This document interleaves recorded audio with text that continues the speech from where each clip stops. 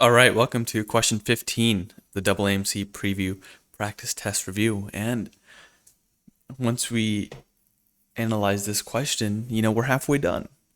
So if you made it this far into the series, thank you very much. But also, I hope this has been helpful. And enough said, let's jump right into question 15. All right, a new semester has started and your first lecture has just ended. It is important to you that you perform well in this course. Before leaving class, you approach the professor and politely ask if there is a study guide for the exams. The professor tells you to study your assigned readings and lecture notes, and that it is not their responsibility to provide you with an additional study guide. All right, so what's the main problem here? You want to ensure you're prepared for the exams, right? So you ask for a study guide. However, the professor tells you to instead study your readings and notes. Just quickly paraphrasing what the important information in the scenario. All right, so let's just go into 15.1. Form a study group with your classmates to prepare for the exams. Okay, so let's start where we always start, with our initial differentiation. So this first question, not as relevant to this. Let's start here. Are you taking steps to resolve or address the main problem? Well, very clearly we are, right? The main problem that we identified is that, we want to ensure that we are prepared for the exams. So forming a study group really allows us to achieve that, because it will ensure, we can prepare effectively and for our exams in this course. So I'm going to put this into a 3 or a 4. So how do we differentiate between a 3 and a 4? Of course, some of these aren't going to be as relevant because they're a list of questions we've derived from all the other scenarios we've encountered so far. But, some of the important ones I'm thinking so far is, how are we impacting relevant stakeholders? Always a good question to ask. Well, we're not only helping ourselves, right? And finding a solution that's going to be impactful for us, but we're also helping our other students who, we're forming a team, right? More or less. And this is going to not only help us, but help other classmates potentially too. So that's a very good thing. We're also prioritizing teamwork, right? Also some other, important things, and potentially this one is almost just as important, right? Are you taking actionable or tangible steps to improve the situation? How clear is our response in addressing the main problem? And this one is really clear, right? We're not only helping others, but this is going to be a good resource for our preparation for the course. So I'm going to put this into a 4. Teamwork, forming teams, always a very, very positive thing, action to take. And I guess another one too, just to kind of emphasize it a bit more, we're really taking it onto ourselves to find a solution, right? And that's what the professor asked us to do. And that kind of mentality, like really honing in on taking that personal responsibility for solving the main problem, the AAMC likes that also. All right, just to throw that in there. 15.2.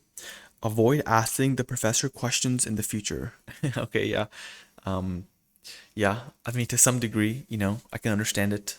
It seemed like the professor was a bit direct, but nonetheless, the question we need to ask is, are we addressing the main problem, right? And remember, the main problem was that we need to ensure that we are prepared for our exams. Is this addressing that problem? Clearly it is not, right?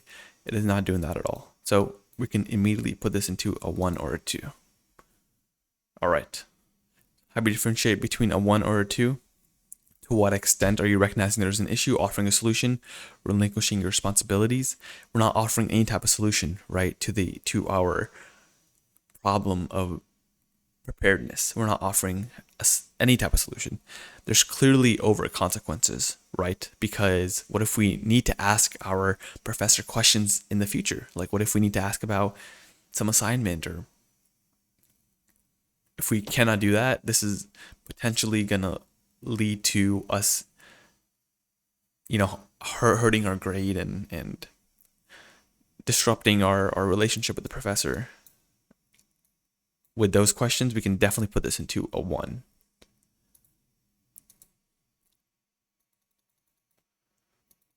All right, 15.3. Work with your classmates to prepare a study guide for yourselves. Okay, this rings pretty similar to 15.1, right? And what did we, let's use the same methodology, same questions to assess the scenario. That consistency really is, a good tool kit to have, just so, and really that's the whole point of the flowchart. This differentiation nonsense, more or less. It's really to provide structure and a methodology to kind of tackle what the AAMC views as effective or not, right? So let's use the same exact standard we've used for our other questions, right? Are we addressing the main problem? We clearly are, right?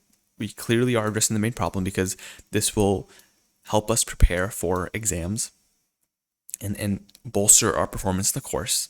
And just like in 15.1, we can go back to our 3 and 4 differentiators, but very actionable step that's really clear. It's helping others. All relevant stakeholders are addressed and everyone's being helped. We're really taking on our professors' feedback that it's our responsibility to prepare, and we're doing that to the highest extent by taking extreme responsibility for solving the main problem. So this will also be a 4.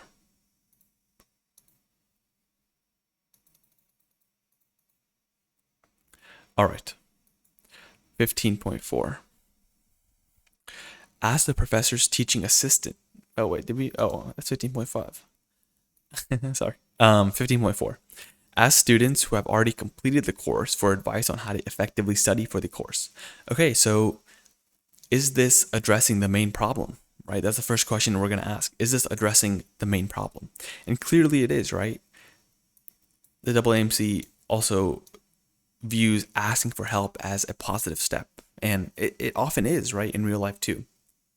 So this is potentially a very good step, in order to ensure that we are prepared as well as possible for the course. So just my instinct, I'm going to put this into a 3 or 4. All right, so let's go back to differentiating a 3 and a 4. Now you can read through these, but one very important question we've added to this list, and we've kind of touched on quite a bit during this entire series, is, if you're asking for feedback or advice, who are you asking it from? Now, we've kind of seen this trend where if we ask other students, peers, or classmates for advice and feedback, that's typically viewed as less effective than asking advisors or trusted mentors and the like. Now, why is that, right? Well, it's because, if you go back, let me go back to the scale, right?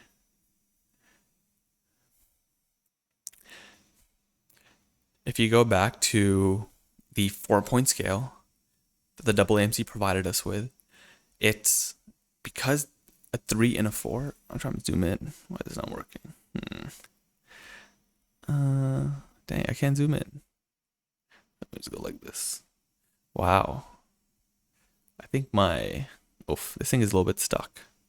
All right. Well, it might be a little bit hard to see, but definitely look at it yourselves. But the difference between a 3 and a 4 is that, sorry about that, is the probability to improve the situation, right? And to what degree can it improve the situation?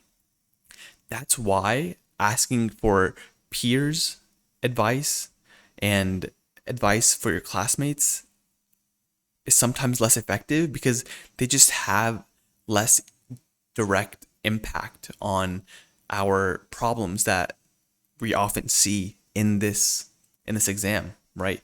For instance, we look at this question, asking other students who have already completed the course, why this could be less effective is because, all the other every student has a different way of learning. I'm sure you've gotten some feedback that you were like, oh, that's not totally applicable to me, right? In your own lives before from other students.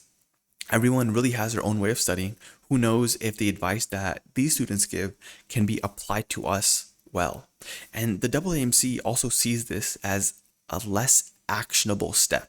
Let's compare it to, and remember, this is not comparing answers relative to one another, but let's compare our previous question of making and informing a study group, right? That's more actionable because it's a more direct response that can impact our problem of preparedness more directly, right? And I know I said direct quite a few times there, but asking other students is not a as much of a direct answer because one is, who knows if their techniques would work for us, but also because even if after we ask, we still need to do the work of implementing that advice, right? And because of that, because of those things. Oh, there it goes now. Because of those things, this response is less likely to improve the situation, right? Then, so that's why this will be a 3. We've touched on this concept a few times so far, of differentiating between a 3 and a 4 based on who we ask. So I hope that was clear. Please let me know in the comments. I'll be happy to expand on anything I said. All right. 15.5. Ask the professor's teaching assistant if they could provide a study guide. Okay, yeah, the teacher, if you can't go to the teacher, go to the TA, right? This kind of mentality. All right, so, let's stay consistent. Let's ask, are we addressing the main problem, right? That's how we're going to make our initial differentiation. Are we taking steps to resolve or address the main problem here? Well, we are, right? We're taking some steps. We're taking some steps because we're asking, we're finding some alternate solution. But remember, the TA is more or less an extension of the teacher, right? And the professor already told you that it's your responsibility to go over the readings and notes, and they're not there to provide you with an additional study guide. So although you're going to the TA, it's still not finding a solution or addressing the problem in the way that you were more or less told to do by the professor, but you are still doing something. You're not dismissing the problem outright. I'm going to put this into a 2 or a 3. All right, so how do we differentiate between a 2 or a 3? Let's go back. Are you taking personal responsibility for solving the problem? Are we offering a solution to the main? So are we taking personal responsibility for solving the problem? We're really not, right? And you can really see this this difference between our solution here by asking the TA versus forming our own study group, right? You can see how drastic of a difference that is in respect to taking personal responsibility for solving the problem, right? And so in that vein, we're not really taking personal responsibility, right? We're not taking it on ourselves to find a solution, and we're not really offering a solution to the main problem here either, right? Simply because the professor already told us that a solution to the main problem involves, you to independently, with a group, but definitely not refer to the teaching staff to provide you with a study guide, right? That was a solution that was more or less laid out for us, and we're not doing that with this response. Relevant stakeholders, it's not as important here. The likelihood of causing a problem, it's not. There's no, you're simply just asking your TA, so there's not a big problem, but it's not gonna help the situation either, right? Simply because we were already told that the professor, and by extension the TA, right, is not going to provide a study guide. So it's not going to be helpful, and it's not offering a solution to the main problem. So this is going to be a 2. All right. Sorry for rambling on a bit on this question. Nonetheless, I hope everyone is well. And yeah, we are halfway done with this review series. Please comment, and I'd be happy to answer any more questions, or make another video if I can explain something a little bit differently or expand on what I was saying. So yeah, I hope everyone has a good day, and I will see y'all. And I'm gonna plug this at the end too. Please like and comment and subscribe if you can, and share this with anyone who could benefit. But I will see y'all for question 16.